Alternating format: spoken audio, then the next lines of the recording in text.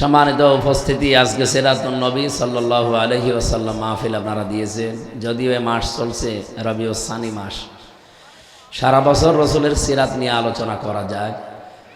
আমাদের এই দেশগুলোতে একটা ট্র্যাডিশন হয়ে দাঁড়িয়েছে যে আমরা শুধু 12ই রবিউল আউয়াল এইটাকেই মনে করে নবীর জন্মদিন মৃত্যুদিন এই শেষ না। নবীজিকে আল্লাহ পাঠিয়েছিলেন এই পৃথিবীতে যদিও রবিউল আউয়াল মাসে, কিন্তু তার কর্মপন্থা কর্মপদ্ধতি শুধু রবিউল আউয়ালেই শেষ হয়ে যায়নি, সারা বছর ছিল না। তিনি 17 বছর থেকে আরম্ভ করে 40 বছর পর্যন্ত একটা দল বানিয়েছিলেন, সংগঠন। হিলফুল ফুদুল বলা হয়, শান্তির সঙ্গ। শান্তি প্রতিষ্ঠা করার জন্য চেষ্টা চালিয়েছিলেন, কিন্তু পারেননি। আপনারা শুনতেছেন ভাই? এটা একটা ক্লাস চলছে, আমরা একটা ক্লাস করবো ইনশাল্লাহ। এই যে 23টা বছর চিন্তা ভাবনা করে দেখলেন যে শান্তি আসে না কেন?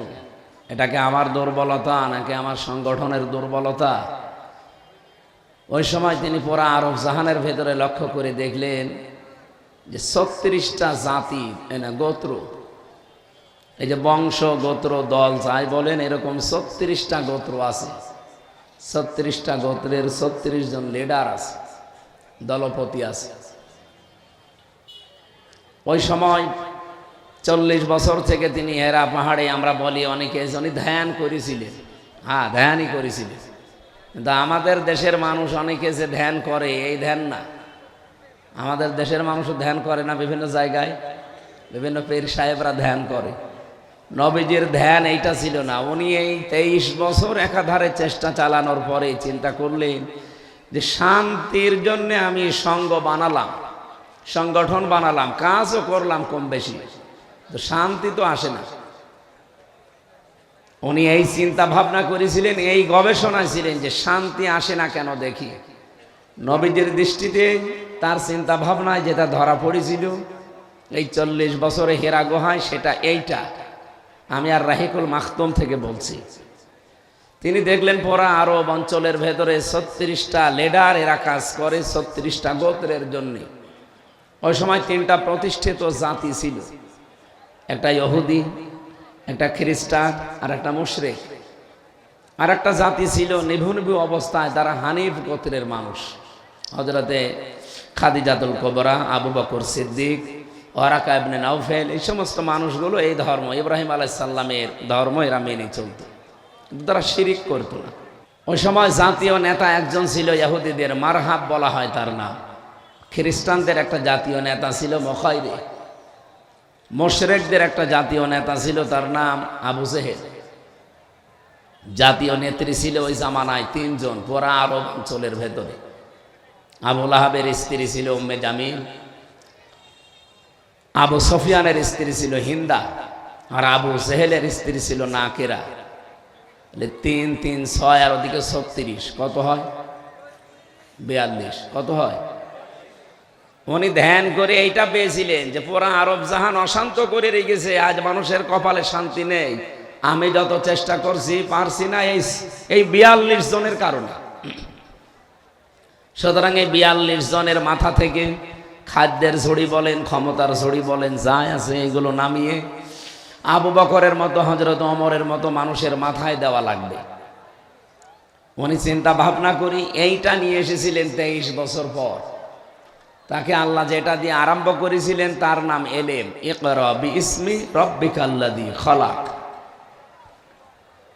নবীজি 3 বার বললেন না আমি পড়তে জানি না, মা আনা বিকারি। ফেরেশতা জিবরাইল 3য়বার তাকে বুকের ভেতরে নিয়ে একটা চাপ দিয়ে বলেন ইকরা বিইসমি রাব্বিকাল্লাযী খলাক। আপনি পড়েন আপনার প্রভুর নামে যিনি আপনাকে বানিয়েছেন। তাফসিরে ফি জিলালিল কোরআন সৈয়দ কুতুব লিখেছেন মুহাম্মদুর রাসূলুল্লাহ এবার 1টা 2টা না 5 আয়াত পর পর জিবরাইল ফেরেশতার সাথে তিনি পড়ে শেষ করে ফেললেন। প্রশ্ন আসলো, হে মুহাম্মদ, আমি 3 বার আপনাকে বলেছি ইকরা পড়েন, আপনি 3 বার বললেন আমি জানি না, আমি পারি না। আপনি এবার যে 5 আয়াত আমার সাথে পর পর পড়লেন কি করে? নবীজি ওই দিন বলেছিলেন, ইয়া আখি জিবরাইল, হে ভাই জিবরাইল, বারবার আপনি আমাকে পড়তে বলেন, কি পড়বো আমি? আপনি তো বলেননি যে কার নামে পড়া লাগবে, কি পড়া লাগবে। যখনই বলেছেন বিসমি রব্বিকা, রবের নামে, আমি কিন্তু দেরি করি নাই। এখান থেকে কিয়ামত পর্যন্ত আমার যত অনুসারী উম্মত আসবে তাদের শিক্ষা দিলাম, পড়তে হলে রবের নামে পড়া লাগবে। আমাদের দেশে 92% মুসলমান আমরা, রবের নামেই তো পড়া চলছে নাকি? যাই ছিল এই 15 বছরে জালেমরা থাকাকালীন দাদাদের ইঙ্গিত মতো অধিকাংশ বিষয়গুলো তারা তুলে দিয়েছিল। এমন ভয়ঙ্কর অবস্থায় দাঁড়িয়েছে শিক্ষা ব্যবস্থা। ক্লাস 5 এবং 8 আগে বৃত্তি পরীক্ষায় 100 মার্ক ছিল কোরআন হাদিস। এরাই 15.5 বছরের ভেতরে ওইগুলো তুলে দিয়েছে। বলেন নাউজুবিল্লাহ। আমরা চাই ওগুলো আবার যেন ইনক্লুড করা হয় 5 এবং 8, কারণ পড়াশোনার চাপ না থাকলে মানুষ পড়তে চায় না, সিলেবাসে না থাকলে মানুষ পড়তে চায়। আর একটা বিষয় এখান থেকে আমি শিক্ষা দিতে চাই জাতিকে। আমাদের মাথার উপরে যিনি এখন বসে আছেন, উনি যে আশা আমাদের দিয়েছিলেন, 1 বছর 2 মাস প্রায় শেষ হয়ে যাচ্ছে, সে আশাগুলো এখনো আমরা বাস্তবে কোনো রূপ দেখতে পাইনি। উনি যে আশা দিয়েছিলেন, আমরা আশায় বুক বেঁধেছিলাম যে না, লোকটা পারবে, কিন্তু কোনো অজানা এক শক্তিতে উনি পারছেন না। অথচ 2 জন নবীর নাম তার, ডক্টর মোহাম্মদ ইউনুস। কয় নবীর নাম? মোহাম্মদ একটা, ইউনুস একটা। আপনি কার ইশারায় কি করছেন আমরা জানি না। গানের মাস্টার নিয়োগ দিলেন, নাচের মাস্টার নিয়োগ দিয়েছেন শরীর চর্চার নামে। কেন একজন আলেমকে কোরআন শিক্ষার জন্য 1 থেকে 5 পর্যন্ত নিয়োগ দেওয়া যায় না? এ দাবি আপনারা করেন কিনা বলেন তো? কারা করেন দেখে? লিল্লাহে তাকবীর। হ্যাঁ, এটা যেন জায়গা মতো পৌঁছিয়ে যায়। মিডিয়া যারা আছে এগুলো পৌঁছাবে। আমরা 92% মুসলমান এই দেশে। অন্যান্য ধর্মে যারা আছেন আমরা চাই তাদের ধর্মীয় গ্রন্থ তারা পড়ুক। তো মাস্ট বি আমাদের কোরআনে কারিম, আমাদের জীবন মরণ যেটা, এটা শিক্ষা করা লাগবে। আর শিক্ষার জন্য 1 থেকে 5 পর্যন্ত একজন আলেম লাগবে। গানের মাস্টার, নাচের মাস্টারের যদি বেতন হয়, আলেমের বেতন হবে না? বলেন। নবীজি এই শিক্ষা দিয়েছিলেন যে আমি পড়বো কার নামে? কি পড়ান আপনি? খালি ইকরা করেন, বলবেন তো বিসমি রব্বিকাল্লাযী খালাক। আপনি বললেন, আমি আর দেরি করি না। সুতরাং এখন থেকে আমাদের সিলেবাসে যদি এগুলো না থাকে, আমার মনে হয় কিছুদিনের ভেতরে এই দেশে প্রাইমারি বন্ধ হয়ে যাবে। এখন সচেতন যারা আমরা নাগরিক আছি, মা বাবা গার্জিয়ান, তারা এখন প্রাইমারিতে দিতে চায় না। কারণ আমার এই ছোট্ট সন্তান যদি ছোটবেলা আল্লাহর কালাম ভেতরে না নেয়, বড় হয়ে ঠিক ও মত দিয়ে আমার সামনে কুলি করবে। কি এগুলো করে না? অনেক জায়গায় দেখেন না, শিক্ষককে পিটায়, আমাকেও পিটাবে।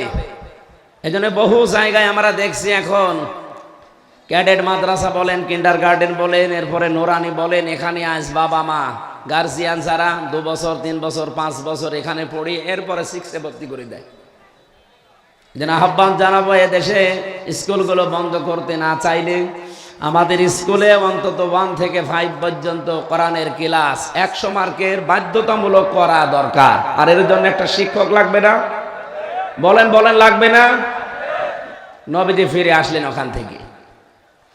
খাদিজা রাদিয়াল্লাহু তাআলা আনহা ওই সময়ও মুশরিকা, উনি এখনো ঈমান আনেননি।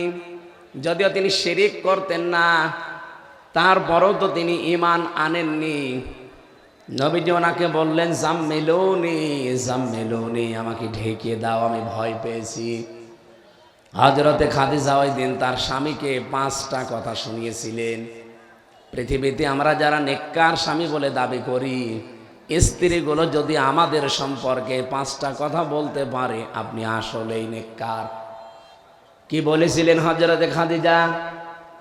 নবীজিকে ডাক দিয়ে বললেন, কাল্লা, কখনো না, আল্লাহি লা ইখজিকাল্লাহু আবাদান, আল্লাহর কসম, আল্লাহ আপনাকে অপমান অপদস্থ ভয় ভীতি দেখাতে পারে না। জোরে বলেন সুবহানাল্লাহ। প্রশ্ন আসতে পারে, একজন অমুসলিম, তিনি এখনো ঈমান আনেননি, এরপরেও কেন তিনি এই কথা বললেন যে কাল্লা অল্লাহি, আল্লাহর কসম, লা ইয়াখজি কাল্লাহু আবাদান, আল্লাহ আপনাকে অপমান করবে না। খাদিজা এতটুকু একটা বাক্যে আল্লাহর নাম বললেন 2 বার। আমরা অনেক মুসলমান আছি সারাদিন কথা বললো আল্লাহর নাম একবারও বলি না। কথা বোঝেন আমার? আপনার মুখে আল্লাহর নাম থাকা লাগবে। নবীজিকে যখনই বললেন বিসমি রব্বিকা, তখন নবী আর দেরি করেননি। এই জন্য কথাবার্তারা, লেখাপড়া, চলাফেরায় সব সময় চলতে ফিরতে কার নাম বলা দরকার? খাদিজা বললেন, হে আমার স্বামী আবুল কাসেম, কাসেমের পিতা, আপনি ভয় পাবেন না, কখনো আল্লাহ আপনাকে ভয় দেখাতে পারে না। কারণ হিসাবে তিনি যেগুলো বলেছিলেন, ইন্নাকা লা তাসিলুর রাহিমা, আপনি তো রক্তের সম্পর্কগুলো ঠিক রাখেন, আপনি ভয় পান কেন? হাদিসের এই বাণী দ্বারা বোঝা যায় যে সমস্ত মানুষগুলো দুনিয়াতে রক্তের সম্পর্ক ঠিক রাখবে, তাদের অন্তর থেকে আমার আল্লাহ ভয় নামক জিনিস দূর করে দেবে। আমরা এটা পারি না। 100 জনের 98টা স্বামী আমরা এই হাদিসের এই অংশটুকু মানতে পারছি না। কারণ আমি হিসাব করে দেখেছি, কারণটা আমাদের স্ত্রী। আমি যে রক্তের সম্পর্কগুলো ঠিক রাখবো, তাদের হক আদায় করব, এ বিষয়ে সবচাইতে বড় বাধা আমার বউ। কি আপনি দেখবেন, আমার মন চাই, আমার প্রাণও চাই যে আমি হক আদায় করি, রক্তের সম্পর্কগুলো অটুট করি, ঠিক রাখি, কিন্তু মাঝখানে বাধা হয়ে দাঁড়ায় অধিকাংশ পরিবারে স্ত্রী। এরকম স্ত্রী নেই দেশে? আছে। আল্লাহ মেয়েদেরকে যেন এই সংকীর্ণ মন থেকে উত্তরণ হওয়ার তৌফিক দেন, বলেন আমিন। হযরতে খাদিজা ওই সময় বলেছিলেন, হে মুহাম্মদ আবুল কাসেম, আপনি রক্তের সম্পর্কগুলো ঠিক রাখেন, এই জন্য আপনার কোনো ভয় নেই। সুতরাং আমরাও যদি ভয় ভীতিহীন জীবন তৈরি করতে চাই, রক্তের সম্পর্ক যার সাথে যেটা আছে এটা আরো অটুট করা লাগবে। আমার কথা বুঝতেছেন আপনারা? যার সাথে যে রক্তের সম্পর্ক আছে, আপনার চাচার সাথে, আপনার ফুফুর সাথে, এরপর আপনার মা বাবার সাথে, আপনার বোনের সাথে, যাদের সাথে এই সম্পর্কগুলো বেশি আছে, এগুলো আরো মজবুত করা লাগবে। আর এ বিষয়ে আমরা সাহায্যকারী হিসাবে আমাদের স্ত্রীকে পেতে চাই, কারণ এদের ছাড়া সম্ভব না। এরা যত পিস্টান দেবে, এদের মন যত ছোট হবে, আপনি তত কঠিন অবস্থায় পড়বেন এই জায়গাতে। আজ হাজারো পরিবারে স্বামী তার বোনের হক ঠিক মতো দিতে পারে না, আদায় করতে পারে না। ওনার মন চায়, কিন্তু স্ত্রীর কারণে হয়ে ওঠে না। আমাদের স্ত্রীগুলোকে আল্লাহ খাদিজাতুল কুবরার মতো বানিয়ে দেন, বলেন আমিন। আতাহমিলুল কাল্লা আতাকসিবুল মাগদুমা আতুইনু আলা নওয়াইবিল হক। হযরতে খাদিজা একটা একটা করে 5টা কথা এখানে বলেছিলেন। কোন স্বামী যদি আমরা এই কথাগুলো আমাদের জীবনে বাস্তবায়ন করতে পারি, সে নেককার স্বামী। কি স্বামী? নবীজি চিন্তা ভাবনায় নিয়ে সেই 42 জন মানুষকে মিলালেন যে পুরা আরব জাহানে এদের জন্য শান্তি আমি প্রতিষ্ঠা করতে পারি না, সুতরাং এদের কাছ থেকে এই ক্ষমতার ঝড়ি হোক, খাবারের ঝড়ি হোক, এগুলো নেওয়া লাগবে। যে মানুষগুলো আমার পাশে আছে, এই চরিত্রবান মানুষগুলোর মাথার উপরে দেওয়া লাগবে। উনি দিয়েছিলেন। দেওয়ার জন্য তিনি এই নবুয়ত পাওয়ার পর থেকে 13 বছর চেষ্টা করলেন, কিছুই হয়নি। 13 বছরের ভেতরে অত্যাচার, জুলুম, নির্যাতন, এমন স্টিম রোলার চলেছিল। ইতিহাস থেকে বিভিন্ন সময় আপনারা শুনেছেন যে নবীজির মতো মানুষও 3 বছর জেলখানায় ছিল। কোন জায়গায়? আমাদের এরকম জেলখানা না। আমাদের জেলখানায় তো যোগাযোগ আছে। উনি যে শিয়াবে আবি তালিবে ছিলেন, কোনো যোগাযোগও ছিল না, একেবারে নিরবিচ্ছিন্ন। আমি এই জালেম সরকারের সময় 3 বছর ওর একটা টাচ পেয়েছিলাম মাত্র। জেলা কারাগারগুলোর অবস্থা আমি ভালো জানি না, কারণ ওখানে বেশি দিন ছিলাম না। কিন্তু আমি যেখানে ছিলাম গাজীপুরের হাই সিকিউরিটি কাশিমপুরে, এখানে যাদেরকে নিয়ে যাওয়া হয় বিশেষ করে আলেম ওলামাদেরকে, এদের সাথে এমন আচরণ করার জন্য উপর থেকে নির্দেশ দিত। ওরা যা নির্দেশ দিত তার চাইতে 10 ডবল বেশি করতো। ওরা বলেছিল এদেরকে যোগাযোগ বিচ্ছিন্ন রাখবা, ওরা তাই করেছে। এত কাকতে মিনতি করতো আলেমরা, দেখতাম ঈদের সময় আসলে বলতো 5 মিনিট একটু কথা বলতে দেন। জেলার আর সফার, দেবদুলাল আর সুব্রত বালা, দুটোই তো আল্লাহর ওলি নাকি? এরা বলতো না, আপনাদের সাথে বাইরের যোগাযোগ বিচ্ছিন্ন, আপনারা বেঁচে আছেন না মরে গেছেন কেউ জানবে না, আপনারা থাকেন। অথচ মার্ডার মামলার আসামি, ফাঁসির আসামি, ওরা 7 দিনে একদিন 10 মিনিট করে সরকারের টেলিফোনে কথা বলে বাড়িতে। আর আমরা 76 জন আলেমকে দেখেছি এদের জঙ্গি নামে মামলা দিয়ে 3 বছর 5 বছর নিরবিচ্ছিন্ন যোগাযোগ বিচ্ছিন্ন। কথা তো বলতে পারবেনই না। 24 ঘন্টা একটা ফাঁসির কন্ডেম সেলের ভেতরে তালা লাগিয়ে কারারক্ষী দিয়ে আবার সিসি ক্যামেরা দিয়ে রাখতো। একটা জিন্দা কবরস্থান।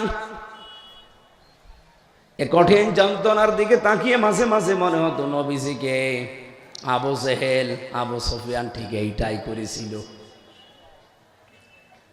নবীজির মতো এত বড় সৎ চরিত্রের মানুষকে যদি 3 বছরে কঠিন কষ্ট দিতে পারে, তার আদর্শ অনুসরণ করে যে যত বেশি এগিয়ে যাবে তাকে কাফেররা ঠিক ওই রকমই কষ্ট দেবে। বাংলাদেশে দেয়নি। আমিও চিন্তা ভাবনা করেছি এই ইতিহাসের সাথে।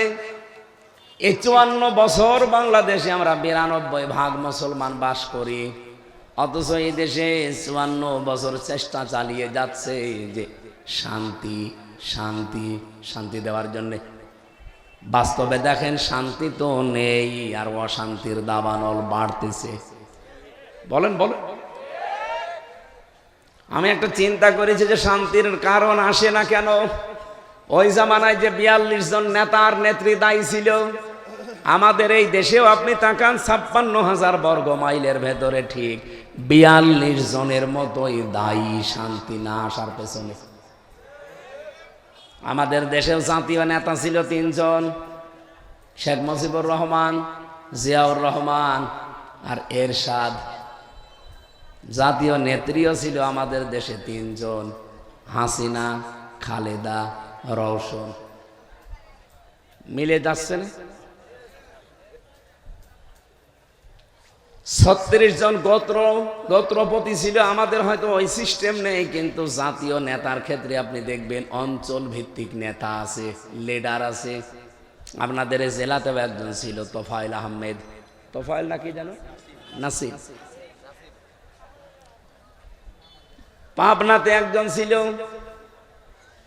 এভাবে আপনি বিভিন্ন জেলাগুলো মিলান, হয়তো 2-3 জেলা মিলে একজন পাবেন। এই সিরাজগঞ্জ, পাবনা, নাটোর মিলে যে 2 জনের নাম আমরা বেশি শুনতাম, এ নাসিম সাহেবের আর ওদিকে পলক সাহেবের। কি কথা বললেন না কেন? 8টা বিভাগ আছে বাংলাদেশে, আপনি ভাগ ভাগ করে দেখবেন, আমার মনে হয় 36 জন হয়ে যাবে, আরো বেশি হতে পারে।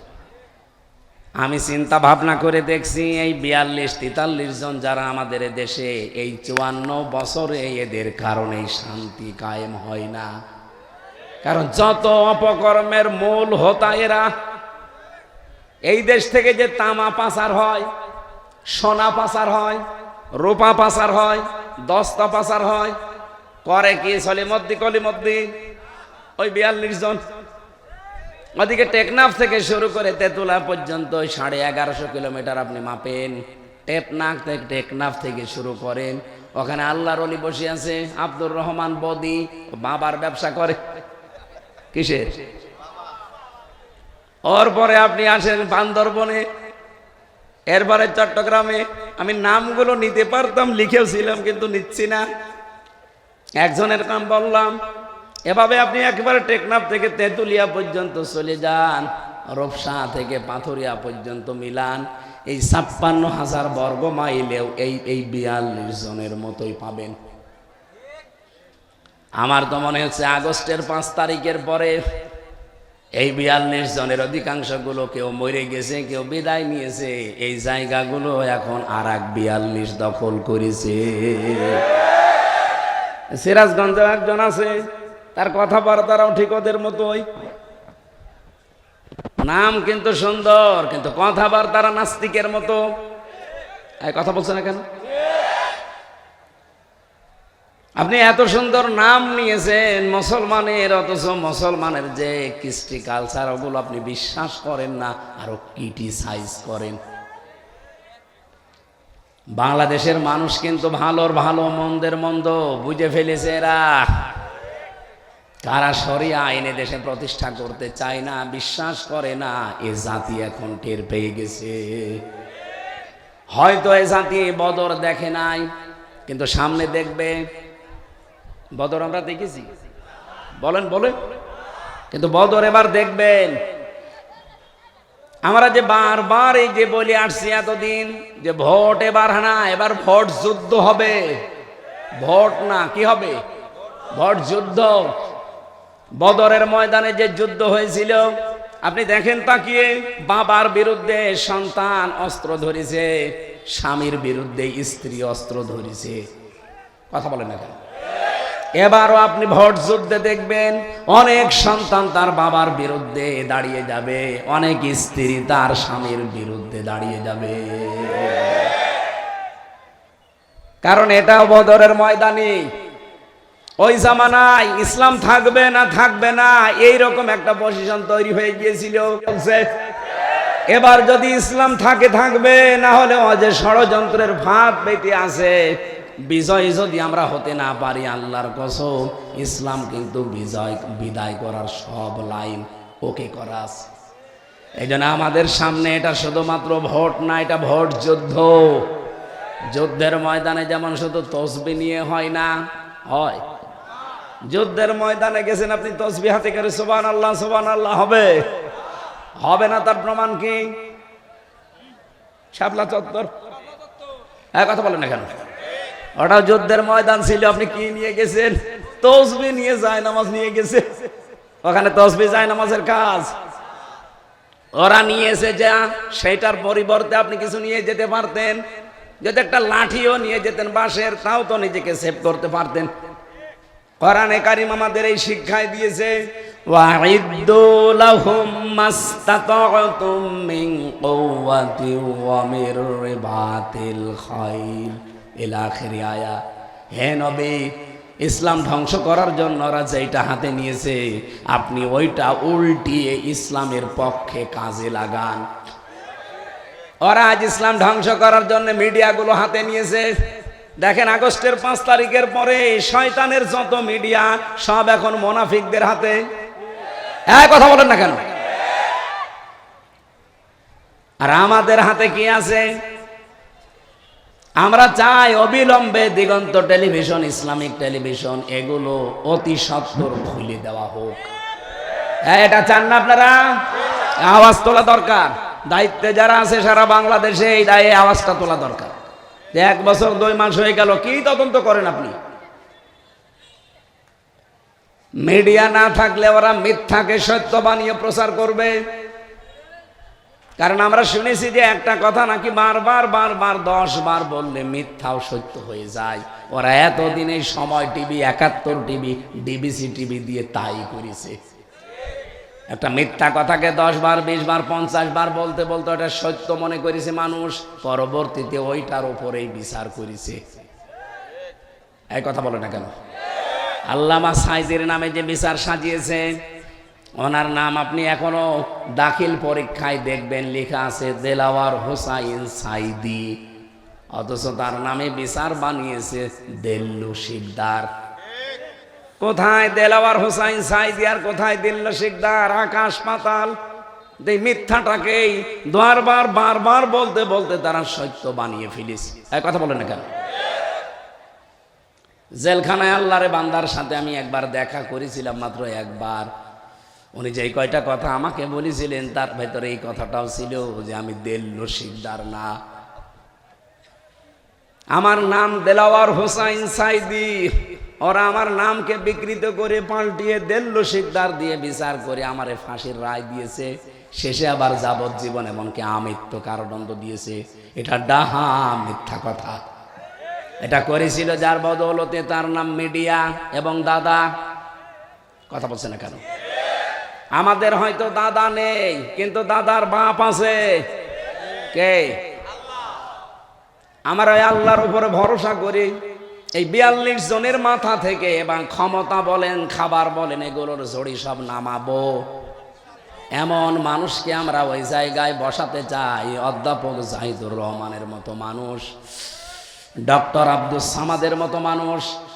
300 জন লাগবে না, মাত্র 151 জন যদি এবার কোরআনে কারিম বুকে নিয়ে ওই জায়গায় যেতে পারে, এতদিনে দেশের মানুষ যারা না খেয়েছিলেন খাবার নিয়ে পারবেন না। আমরা এই আশা কি আন্দাজে করি নাকি এর ভিত্তি আছে? আর ভাই, বাইরের দেশগুলোতে আমি গিয়েছি। মালয়েশিয়া 2004 সাল থেকে তারা দাঁড়িয়ে গেছে, অথচ আমাদেরও নিচে ছিল তারা। সিঙ্গাপুরের দিকে তাকান, আজ বিশ্বে 257টা রাষ্ট্র। এই রাষ্ট্রগুলোর ভেতরে যদি আপনি 10টা রাষ্ট্রকে এক জায়গায় করেন, সিঙ্গাপুর তার ভেতরে ধরা লাগবে। কোথায় ছিল তারা? মাছ ধরে খেত, ওই যে জেলে বলে, জেলে। চারিদিকে সাগর আর মাঝখানে একটা দ্বীপ, এদিকে ওদিকে মাত্র 42 কিলোমিটার। অথচ বিশ্বের মানচিত্রে সিঙ্গাপুর বলে আপনাকে একটা রাষ্ট্র ধরা লাগবে। কোথায় চলে গেছে? শুধুমাত্র আইনের প্রয়োগ আর সততার কারণে। এই কয়েকদিন আগে আমি একটা দৃশ্য দেখলাম। খ্রিস্টান যারা আমাদের উন্নতি দেখতে পারে না, ইহুদি যারা আমাদের সহ্য করতে পারে না, তারা পর্যন্ত বাংলাদেশ সম্পর্কে এখন একটা কথা বলতে বাধ্য হচ্ছে যে আগামীতে বাংলাদেশ জামাতে ইসলামী রাষ্ট্রীয় ক্ষমতায় যাওয়া দরকার 5 কারণে। কয় কারণে? তার ভেতরে একটা কারণ আমি পড়ে খুব ভালো লেগেছে। ওরা বলছে জামাত ইসলামীর লোকজন সৎ, যোগ্য, ভদ্র এবং নির্ভীক। এরা যে সৎ, ভদ্র, সততা নিয়ে চলে, এদের সাথে যে কথা বলা যায় এর প্রমাণ বাংলাদেশের মানুষ এই 54 বছরের ভেতরে কিন্তু পেয়েছে। আমাদের 2 জন মন্ত্রী ছিল। এই কথা বলেন না কেন? আপনি দেখবেন এই 2 জন মন্ত্রীর সাথে যারাই কাজ করেছে তারা যদিও অন্য ধর্মের মানুষ, তারপরেও এই 2 জনের জন্য তাদের ভগবানের কাছে পর্যন্ত দোয়া করেছে। আমি তো মাওলানা মতিউর রহমান নিজামীর জন্য এক হিন্দুকে দোয়া করতে শুনেছি যে তার কাছে আমি ছিলাম। একজন মেম্বার পর্যন্ত দুর্নীতি মুক্ত হয় না অনেক জায়গায়, অথচ তিনি একজন মন্ত্রী ছিলেন। শুধু দুর্নীতি মুক্ত না, 4 আনা দুর্নীতি তার মন্ত্রণালয় পাওয়া যায়নি। তিনি দায়িত্ব পালন করার পর 36 টাকা বেঁচেছিল, ওইটাও রাষ্ট্রকে ফেরত দিয়েছে। আপনি এর চাইতে আবার কি দেখতে চান? যে তারপরও ভালো মানুষ লাগবে, মানে এর চাইতে বেশি ভালো মানুষ চাইলে আরে মানুষ দিয়ে হবে না, ফেরেশতা লাগবে। কথা বলেন না কেন? খ্রিস্টানরা যেখানে বাধ্য হচ্ছে যে এরা সৎ, ভদ্র, এদের সাথে কথা বলা যায়, আমার তো মনে হচ্ছে এই কথার সূত্র ধরে 1500 বছর আগে আবু জেহেল যেমন নবীজিকে বলতো আস-সাদিক আল আমিন, ঠিক সেটা মিলে যাচ্ছে।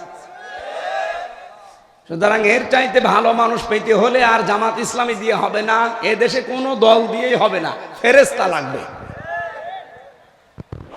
আপনাদেরকে আমি ইবনে মাসউদের একটা হাদিসের ইবারত শোনাচ্ছি, আরবিটা বলছি, যদি বাংলা বলতে বলেন আমি বলবো। عن ابن مسعود رضي الله تعالى عنه قال قال سمعت رسول الله صلى الله عليه وسلم فاتبعوا الصراط الأعظم।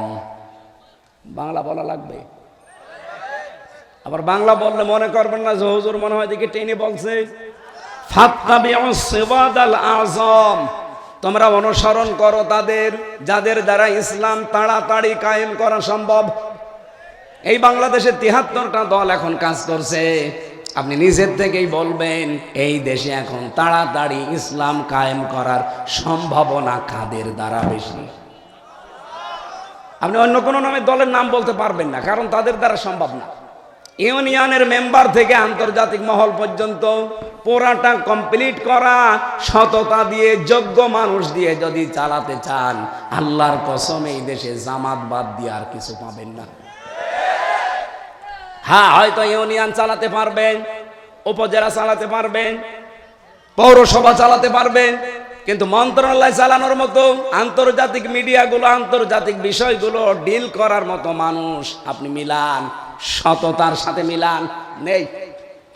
যাদেরকেই দেবেন তারা আঙ্গুল ফুলে কলা গাছ হয়ে যাবে। কিন্তু আমিরে জামাতের ডাইরেক্ট ঘোষণা, জাহিদুর রহমান যদি উনি এমপি হয়, মন্ত্রী হয়, 5 বছরে ওনার একটা টাকা বাড়বে না, যা আছে আরো কমে যাবে। অন্য কোন দলের লোককে আপনি এই ঘোষণা দিতে বলেন তো, দেন?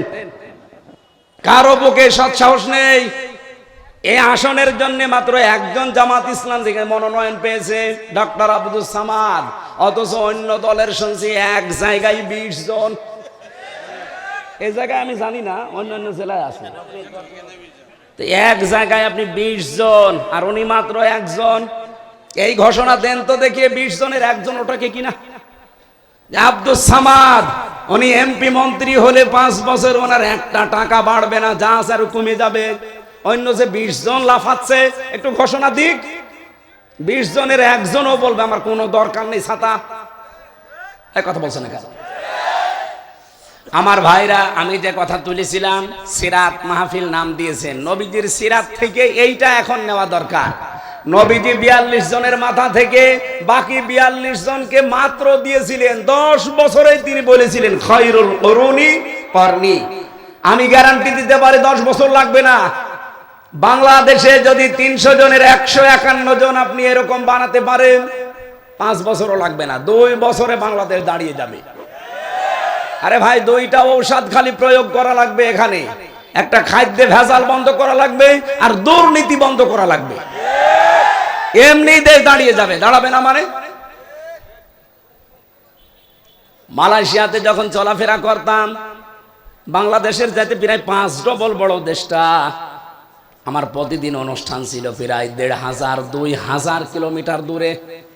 চিন্তা করতাম এইভাবে যাওয়া, রাতের বেলা কি না কি হয়। ওই দেশ সম্পর্কে তো আমি ভালো জানতাম না। মরুভূমি, পাহাড়, পাথর আর পাম গাছ। 200 কিলো 300 কিলো চলে যাচ্ছে রাতের বেলা। ড্রাইভার আমারে বলছে কোনো ভয় নেই হুজুর, শুধু আল্লাহ ছাড়া কেউ সামনে আসবে না। আমি ওই দিন মনে মনে ভাবতাম, আল্লাহ, আমার দেশটা মাত্র 1150 কিলোমিটার। আমার দেশের তুলনায় এই দেশ প্রায় 5 ডবল। আমার দেশে এক জেলা থেকে আরেক জেলায় যেতে গেলে গায়ের ভেতরে ছমছম করে। এখন বাজে রাত 11:30। 12টার পরে আমি এই সিরাজগঞ্জ থেকে কুষ্টিয়ায় যেতে 2-3 জায়গায় আল্লাহর ওলিদের সাথে দেখা হবে। না, ওরা পাহারা দিচ্ছে ভালো। এমন কিছু ওলি আছে যারা বলবে হুজুর যা দোয়া নিয়ে এসেছেন সব দিয়ে যান। কিন্তু মালয়েশিয়াতে আপনি চিন্তা করেন, 500 কিলো 700 কিলোমিটার, গাড়ি 120, 130, 140 চলছে, কোনো ভয় নেই, শরীরের ভেতরে ছমছম করে ওঠে। তো ড্রাইভার অভয় দিচ্ছে যে কোনো ভয় পাবেন না, আল্লাহ ছাড়া আপনার সামনে কেউ আসবে না। আমরা এরকম একটা দেশ দেখতে চাই না? এই কথা বলতে গেলে কারো কাছে মনে হয় এটা রাজনীতি মনে হবে, কারণ তাদের কাছে তো এটা ভালো লাগবে না, কারণ তারা কয়েকবার চ্যাম্পিয়ন হয়েছে। আমরা আর চ্যাম্পিয়ন হতে চাই এই দেশকে নিয়ে? আমরা চ্যাম্পিয়ন হতে চাই, কিন্তু দুর্নীতি না, দুর্নীতি মুক্ত। কথা বলেন ঠিক কিনা? এই জন্য বিশ্বের মডেল যারা, তারা অলরেডি কিন্তু বুঝে ফেলেছে। আপনি দেখেন না, আমিরে জামাতের সাথে সিরিয়াল, এখন বিভিন্ন দেশের রাষ্ট্রদূতদের সিরিয়াল এমনি না। আমার আজকে তেলাওয়াতকৃত আয়াতের সাথে একটা মিল আছে। আমরা কি একটু কথা বলতে পারি? আপনাদের দাঁড়ানো তো কষ্ট হচ্ছে এই কাদার ভেতরে, এই জন্য আমার মনে হচ্ছে শেষ করে দিই। সূরা নূর 55 নম্বর আয়াতটা পড়েছি। 64টা আয়াত আছে, মদিনায় নাজিল হয়েছে, মাত্র একটা আয়াত পড়েছি। ঐতিহাসিক প্রেক্ষাপট, শানে নজুল, এবং এর বিশদ যে ব্যাখ্যাগুলো এতগুলো দেওয়া সম্ভব না, আমি আধা ঘন্টায় শেষ করতে চাই। খুব ভালো করে আয়াতের কিছু মূল শিক্ষা যেগুলো আমি নোট করেছি এগুলো বলছি। আল্লাহ রাব্বুল আলামিন সূরার নাম দিয়েছেন সূরা নূর। কি নাম দিয়েছেন? এর 40 নম্বর আয়াতের ভেতরে এই কথাটা আছে। আল্লাহ রাব্বুল আলামিন বলেন 35 নম্বর আয়াতে আছে, আল্লাহু নূরুস সামাওয়াতি ওয়াল আরদ মাসালু নূরিহি কামিশকাতিন ফিহা মিসবাহ। বলেন আল্লাহু আকবার। আরো বিস্তারিত ছিল কেন নামকরণ করা হয়েছে সূরা নূর দিয়ে। আল্লাহ পাকের একটা নাম নূর। কি নাম? এমনকি কোরআনেরও একটা নাম নূর। 55টা নাম আছে কোরআনের, আমি তাফসিরে মাঝারির ভেতরে পেয়েছি, তার একটা অন্যতম নাম হচ্ছে নূর। নূর মানে আলো। নূর মানে কি? নূর মানে আলো, জ্যোতি। এই আলো বা জ্যোতি যেখানে যাবে ওই জায়গায় যদি অন্ধকার থাকে মাস্ট বি ওটা দূরভীত হবে। আলো নিয়ে আসলেন অন্ধকার গেল না, বুঝতে হবে ওটা আলো না মরিচিকা। এই কথা বলেন না কেন? এই জন্য আল্লাহর আইনকে আলো বলা হয়। আল্লাহর আইনের বিপরীতে যত কিছু দুনিয়ায় তৈরি করা আছে এই সূরা নূরের ভেতরে আল্লাহ জানিয়েছেন। এটা 39 নম্বর আয়াত। রব্বুল আলামিন বলেন, আল্লাযীনা কাফারু আ'মালুহুম কাসারাবিন বিকিআতিন ইয়াহসাবুহু যামআনু মাআ হাত্তা ইযা জাআহু লাম ইয়াজিদুহু শাইআ ইলা আখিরি আয়াত। আল্লাহ পাক বলেন, আর কাফের যারা তাদের কাজকর্ম কেমন জানেন? তৃষ্ণার্ত মানুষ যখন পানি আছে মনে করে মরুভূমিতে ছুটতে থাকে, হঠাৎ পানি মনে করে এক জায়গায় যেয়ে দেখে না এটা পানি না, এটা মরিচিকা। বালির উপরে সূর্যের আলো লেগেছে, এই জন্য চিকচিক করছে। দুনিয়াতে কাফের যারা মানুষের তৈরি করা আইনের পেছনে যারা ছোটে, ওরা মনে করে সমাজতন্ত্রে পুঁজিবাদের ভেতরে শান্তি আছে। জাতীয়তাবাদ বলেন, পুঁজিবাদ বলেন, ধর্ম নিরপেক্ষ মতবাদ বলেন, যত নিয়ম নীতি আছে মনে হয় এখানে শান্তি পাওয়া যাবে। তো কাছে যখন চলে যায় ওই মরিচিকার মতো শান্তি তো পায় না। কি পায় সেখানে? আল্লাহ ছাড়া আর কাউকে পাওয়া যায় না। এই 54 বছরে এটা প্রমাণ হয়েছে। বহু চেষ্টা করেছেন আপনারা, এবার থামেন। এবার ইসলামের কাছে আল্লাহর আইনের কাছে একটু এসে দেখেন শান্তি কাকে বলে, কত প্রকার, কি কি কেমন করে শান্তি হয় আপনি দেখতে পাবেন। আমার এই 33 বছরের ভেতরে 9 বছর আমি ওয়াজ করছি, 3 বছর জেলে থেকেছি। এই 9 বছরের ভেতরে আমি মানুষকে বোঝাতেই পারলাম না যে রসগোল্লা একটা জিনিস। রসগোল্লা কি? একটা মিষ্টি জাতীয় জিনিস। আমি যদি এখন জাহিদ ভাইকে সামনে নিয়ে সাহিত্যিক ভাষা দিয়ে বলি যে রসগোল্লা এরকম সাদা হয়, এরকম গোল হয়, এরকম রসের ভেতরে ডোবানো থাকে, এটা খেতে এমন স্বাদ, একেবারে জীবন মরণ পর্যন্ত আমি ওয়াজ করলাম, খেতে দিলাম না। উনি কিয়ামতের আগে টের পাবে রসগোল্লা কি। সাইদি সাহেব 60 বছর চিল্লিয়েছে, আমরাও চিল্লাচ্ছি 12-13 বছর, 9 বছর। কত মানুষ সারা জীবন আমরা চিল্লানো পাল্লানো করছি যে আল্লাহর আইন, আল্লাহর আইন। এটা আজ 54 বছর হয়ে গেল আমরা কায়েম করতে পারি নাই। তা আপনাদেরকে আমরা বোঝাবো কি করে যে শান্তি কি জিনিস। আল্লাহর আইনটা এবার কায়েম হতে দেন। আমার তো আশা এবার কায়েম হবে। যারা আছেন তাদেরকে নিয়ে হবে, যদি না থাকেন আপনাকে বাদ দিয়ে আল্লাহর আইন এবার কায়েম হবে ইনশাআল্লাহ। আপনাকে নিয়ে হবে, আর আপনি যদি বিরোধিতা করেন আপনাকে বাদ দিয়ে ইসলাম এবার সংসদে যাবে। আর যদি এবার যায়, শান্তি কি বলে, রসগোল্লা কি জিনিস আপনি টের পাবেন। পৃথিবীতে কোন জায়গায় ইসলাম এখন প্রতিষ্ঠা পায়নি, শুধু আফগানিস্তান বাদ দিয়ে। ওখানে কি শান্তি? হ্যাঁ, ওই দেশ সম্পর্কে উল্টাপাল্টা ধারণা বিশ্বের কাফের মুশরিকরা আমাদেরকে দিচ্ছে, কিন্তু কি শান্তি আপনি চেয়ে দেখেন। কিছু নিজ নিয়ে আমার ভেতরেও তাদের সম্পর্কে যদিও মতভেদ আছে যে এই বিষয়গুলো আরো স্যাক্রিফাইস করা দরকার, কিন্তু সেখানে আল্লাহর আইন 100 ভাগের 100 ভাগ আছে। এই জন্য শান্তি কি তারা টের পেয়েছে। বিশ্বের কাফের মুশরিক ইহুদি খ্রিস্টানরা ভালো করে জানে এরা আফগানিস্তানে যে শান্তি পাচ্ছে এটা যদি বিশ্বের মুসলমানেরা জানে এ দল মত বাদ দিয়ে তখন ছুটবে আল্লাহর আইনের দিকে। এই জন্যে মুসলমানদের নাম তারা টেররিস্ট, সন্ত্রাসী, জঙ্গি বিভিন্ন নাম দিয়ে আমরা যেন কোরআনের কাছে আসতে না পারি সেই ব্যবস্থা চালিয়ে যাচ্ছে। আপনাদেরকে এবার আমরা রসগোল্লা শুধু ওয়াজ করা না খাওয়াতে চাই, খাবেন তো ইনশাল্লাহ? রসগোল্লা মানে আপনাদের পাঙ্গাসি বাজারের রসগোল্লা না, এর ভেতরে আল্লাহ রসগোল্লা দিয়েছেন 500। অনুনাজ্জিলু মিনাল কোরআনি মা হুয়া শিফাউ ওয়া রাহমাতুল লিল মুমিনিন। এ কোরআন নাজিল করার ধারাবাহিকতায় এমন এমন বিধান আমি আল্লাহ দিয়েছি যারা মুমিনদের জন্য উপকার। এর ভেতরে এমন এমন ঔষধ দেওয়া আছে, এমন এমন রসগোল্লা দেওয়া আছে যেটা খাবে মানুষ শান্তি পাবে, আরাম পাবে। ও রোগ শোক থাকলে ঔষধের কারণে ভালো হয়ে যাবে। সেই ঔষধগুলো আমরা প্রয়োগ করতে চাই।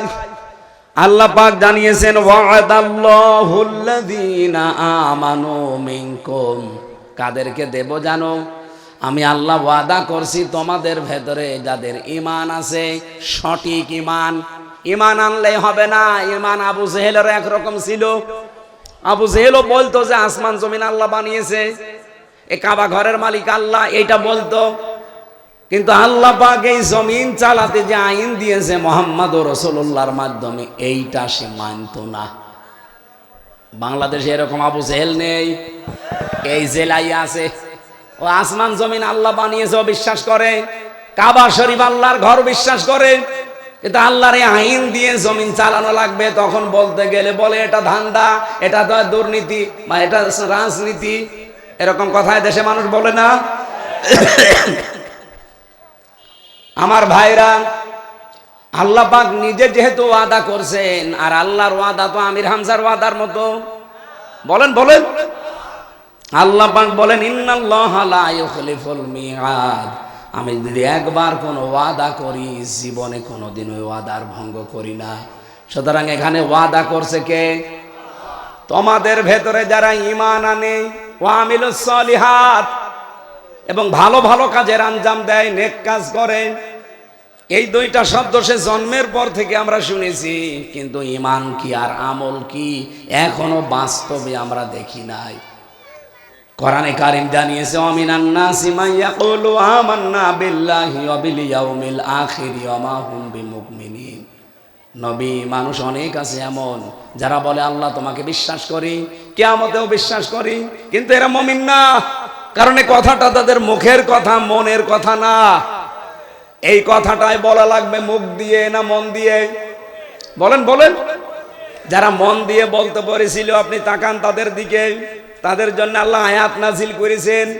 যারা শুধু মুখে না মন দিয়ে বলতো লা ইলাহা ইল্লাল্লাহ মুহাম্মাদুর রাসূলুল্লাহ, আল্লাহ তাদের প্রতি এত খুশি হয়েছিলেন। কোরআনে কারীম জানিয়েছে রাদিয়াল্লাহু আনহুম ওয়া রাদু আন। রব্বুল আলামিন বলেন আমি আল্লাহ যেমন তাদের উপরে খুশি হয়ে গেছি, তারাও আমার উপরে খুশি। জোরে বলেন সুবহানাল্লাহ। আমি এই রাদিয়াল্লাহু আনহুর ব্যাখ্যা পড়ে দেখেছি, আল্লাহ পাক সাহাবায়ে কেরামের প্রতি খুশি হওয়ার পেছনে আমি 6টা কারণ পেয়েছি। এই এদিকে তাকান। আমাদের উপরে আল্লাহ খুশি হবেন, রাজি হবেন যদি ওই 6টা কারণ পাই। 1 নম্বরে সাহাবীদের মুখের কথার সাথে মনের কথার 100 ভাগ মিল ছিল। একটু জোরে দেন। কিন্তু আমাদের মুখের কথার সাথে আজ মনের কথাটার মিল নেই। আগামীতে কি এরকম করা যাবে? আর মুখ দিয়ে যেটা বলবেন ওইটা যেন আপনার মনের কথা হয়। আল্লাহ কবুল করেন, বলেন আমিন। রব্বুল আলামিন বলেন যদি সত্যি ঈমান সঠিকভাবে আনতে পারো আর ভালো ভালো কাজের আঞ্জাম দিতে পারো, আমি আল্লাহ কি করব জানো? লা ইস্তাখলিফান্নাহুম ফিল আরদ, জমিনের খলিফা বানাবো তোমাদেরকে, খেলাফতের দায়িত্ব দেব। কামাস্তাখলাফাল্লাযীনা মিন ক্বাবলিহিম, তোমাদের পূর্বে যারা বিদায় নিয়েছে তাদেরকে আমি দিয়েছিলাম এই 2টা কারণে। আর জমিনে যদি সত্যিই তোমরা খেলাফতের দায়িত্ব পালন করতে পারো, কয়েকটা উপকার দুনিয়ায় দেখতে পাবে। এক নম্বরে ওয়ালায়ু মাক্কিনান্না লাহুম দীনালাহুম দীনাহুম আল্লাযী ইরতাদা লাহুম, তোমাদেরকে আল্লাহ প্রতিষ্ঠা দান করবেন। এই আয়াতটা পড়ার পরে আমার বাংলাদেশের সাথে মিলিয়ে মনে হয় আল্লাহ এখনই আয়াতটা আমাদের জন্য নাজিল করছেন। এদেশের ঈমান কিছু মানুষের এমন কঠিন, ইস্পাত পাথরের মতো শক্ত, এবং তাদের আমল, তাদের বিশেষ করে দিনের আমল আর রাতের আমলগুলো, এগুলো আমার আল্লাহ হয়তো খুশি হয়ে গেছেন। তাদেরকে আল্লাহ জমিনের শাসন ক্ষমতা দিয়ে কিছু উপকারের কথা বলেন। কি উপকার করব জানো? এক নম্বরে, আমি আল্লাহ যেই দিনের উপরে রাজি আছি ওই দিন তোমাদের ওখানে প্রতিষ্ঠা করে দেব, তার নাম ইসলাম। বলেন বলেন। বহু মানুষ বিরোধিতা করছে এই দেশে এবং করবেও আন্তর্জাতিকভাবে, কিন্তু আল্লাহ বলেন ঈমান আর আমল যাদের সত্যিই সঠিকভাবে আমি পেয়ে যাব, তাদের সাথে আমার ওয়াদা এই যে জমিনের খেলাফতি তাদেরকে দেব। এবার আল্লাহ যেন আয়াতটা আমাদেরকে দেখান তার নিজের পছন্দ করা দিন, যেটা আল-ইয়াউমা আকমালতু লাকুম দীনাকুম ওয়া আতমামতু আলাইকুম নি'মাতি ওয়া রাদিতু লাকুমুল ইসলাম দীনা। যেই দিনের উপরে তিনি রাজি আছেন সেই দিন, তার নাম আরো জোরে ৪৫০০ দিন আছে দুনিয়ায়, ধর্ম আছে, কোন ধর্মের উপরে আল্লাহ রাজি না, একমাত্র ধর্মের উপরে আল্লাহ রাজি, তার নাম ইসলাম। তার এই রাজি হওয়া, খুশি হওয়া ইসলামকে এবার বাংলাদেশে আমার মনে হচ্ছে আল্লাহ প্রতিষ্ঠা করবেন। এটা আল্লাহর এক নম্বর ওয়াদা। দুই নম্বরে, ওয়ালা ইউবাদদিলান্নাহুম মিন বাদি খাউফিহিম আমনা, আল্লাহ বদল করে দেবেন তোমাদের জন্য ভয় ভীতির যে পরিবেশ, এই জায়গায় আল্লাহ নিরাপত্তা, শান্তি, স্বস্তি এইগুলো আল্লাহ দেবেন। এটা বাংলাদেশে আল্লাহ দেয়নি। আগে এই অনুষ্ঠানটা করতে 14 জায়গায় পারমিশন নেওয়া লাগতো, এরপরও ভয় ছিল, না জানি কখন কি হয়ে যায়। কিন্তু আল্লাহ এমন একটা ব্যবস্থা করে পরিবর্তন করে দিয়েছে, অনুমতি তো নেওয়াই লাগবে না, আর নিরাপদে বসে বসে কোরআন শোনা যাবে। এটা কি ওয়ালা ইউবাদদিলান্নাহুম মিন বাদি খাউফিহিম আমনা, ভয়ের পরে আল্লাহ নিরাপত্তা, শান্তি, স্বস্তি দেবে। এই আয়াত কি মিলছে না? বলেন বলেন। এখন কি করা লাগবে আমাদের? আল্লাহ বলেন ইয়াবুদুনানি লা ইউশরিকুনা বি শাইআ, তোমরা আল্লাহর ইবাদত করবা একনিষ্ঠভাবে এবং তার সাথে কোনো কিছুকে শরীক করবা না। আজ এই দেশে যারা বিভিন্ন জিনিসের পূজা করেন, আমরা কোরআনের অনুষ্ঠানগুলো থেকে তাদেরকে আহ্বান জানাই, দাওয়াত দেই যে মাটির তৈরি করা মূর্তির কাছে মাথা নত না করে এই মাটির মালিকের কাছে আসেন, মাথা নত করি। যে জিনিস নিজে দাঁড়াতে পারে না, যার পেছনে বাঁশ দেওয়া ছাড়া খাড়া হয়ে থাকতে পারে না, আপনি বাংলাদেশে যত মূর্তি আছে একটু দেখেন। আমি ছোট করছি না তাদের ধর্মকে, তারা তাদের ধর্ম মানুক, কিন্তু তাদের বিবেকের কাছে আমার প্রশ্ন, এই দেশে আজকে লক্ষ লক্ষ মূর্তি বিভিন্ন জেলাতে, বলেন তো একটা মূর্তিকে পাবেন পেছনে বাঁশ দেওয়া ছাড়া খাড়া হয়ে থাকতে পারে? বাঁশ ছাড়া জীবনও খাড়া হয়ে থাকতে পারবে না। তাও জায়গা মতো বাঁশ দিয়ে দেখবেন খাড়া করে রেখে দিয়েছে। আল্লাহ উদাহরণ দিয়েছে যে একটা মশা পড়লে মশা তাড়াতে পারে না, একটা মাছি পড়লে মাছি তাড়াতে পারে না, তাদের কাছে তুমি মাথা নত করো, তোমার বিবেকের ওপরে কি? এই জন্য আহ্বান জানাচ্ছি, আসেন মাটির তৈরি করার জন্য জিনিসের সামনে মাথা নত না করে দাওয়াত দিলাম, আসেন মাটির মালিক যিনি মহান রব্বুল আলামিন, তার সামনে কপাল নত করি। এ দাওয়াত আমরা দিতে পারি না? তারা হয়তো অজ্ঞ, না জেনে এগুলো করতে পারে। আপনি যদি একটু বিবেকের কাছে তাদের নাড়া দেন, দেখবেন পরিবর্তন হয়ে গেছে। যশোরের এক অধ্যাপককে পেয়েছিলাম, উনি বিসিএস ক্যাডার। ওনারে বলেছিলাম, স্যার আপনার ইসলাম কবুল করা লাগবে না, শুধু আমার এই কোরআন শরীফটা ইংরেজি হোক বাংলায় হোক আপনি একবার বুঝে বুঝে পড়বেন। ও আল্লাহ, 3 মাস পরে দেখি আল্লাহর বান্দা নিজের থেকেই বিবেকের তাড়নায় মুসলমান হয়ে গেছে। আজকে দেশে যেহেতু অন্যান্য ধর্মের মানুষ খুব বেশি না, আপনারা মাত্র 8 ভাগ আর আমরা 92 ভাগ, 8 ভাগ মানুষকে দাওয়াত দিচ্ছি, ফিরে আসেন আপনারা ইয়াবুদুনানি, আমরা আল্লাহর ইবাদতে নিমগ্ন হই, মগ্ন হয়ে যাই।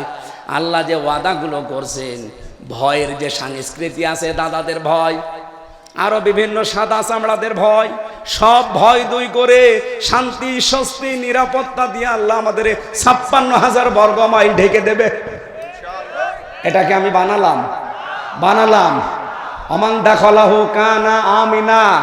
আল্লাহ বলেন আমার কাবা শরীফে ঢুকলেই, এই এরিয়ার ভেতরে আসলেই তোমাদেরকে নিরাপত্তা শান্তি স্বস্তি দিয়ে দেব। কেন?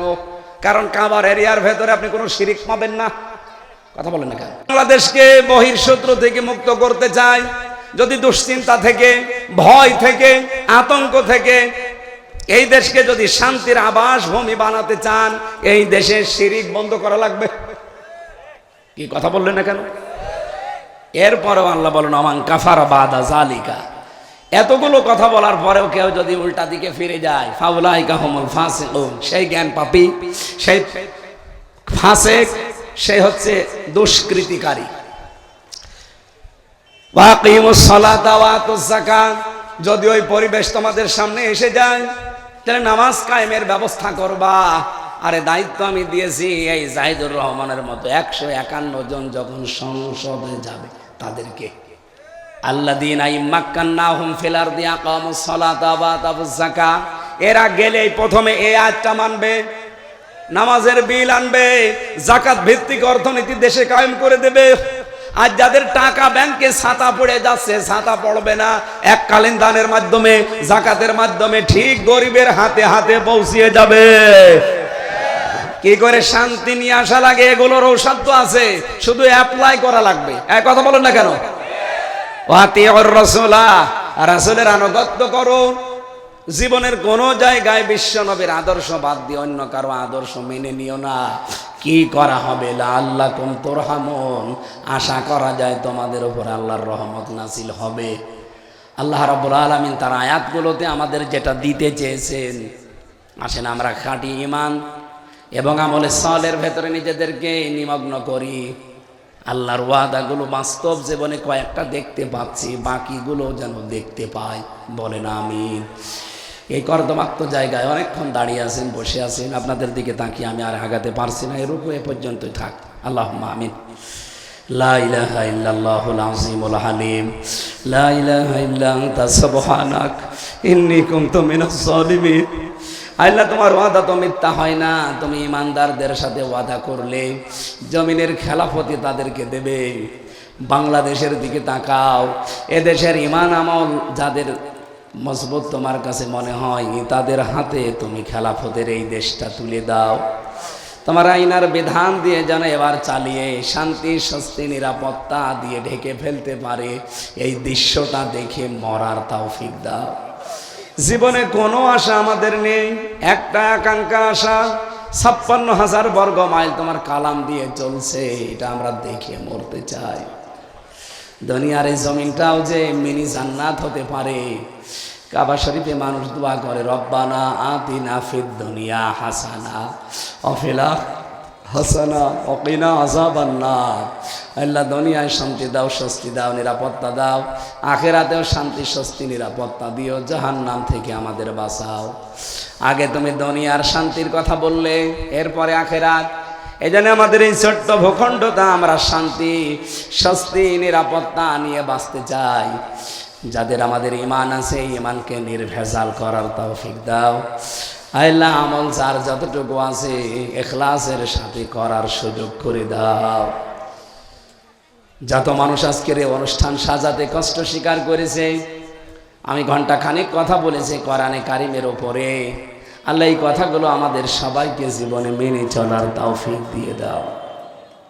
কণ্ঠটা মারাত্মক ব্যথা, জালেমরা জেলখানায় নিয়ে টর্চার করে করে আমার শরীরটা নষ্ট করে দিয়েছে, আমার কণ্ঠটাও নষ্ট হয়ে গেছে। আল্লাহ তুমি আগের মতো আবার ফিরিয়ে দাও। এই জমিনে মাটির নিচে যত মানুষ ঘুমিয়ে গেছে এদেরকে ক্ষমা করো। আল্লাহ কোরআনের জন্য কর্দমাক্ত জায়গায় বৃষ্টিমুখর দিনেও যারা বাড়ি ঘর ছেড়ে এসে সিরাজগঞ্জের মানুষেরা এত কষ্ট করেছে, এদেরকে তুমি কোরআনের স্বাদ চাকাও, এদেরকে কোরআনের স্বাদ পাওয়ার সুযোগ করে দাও।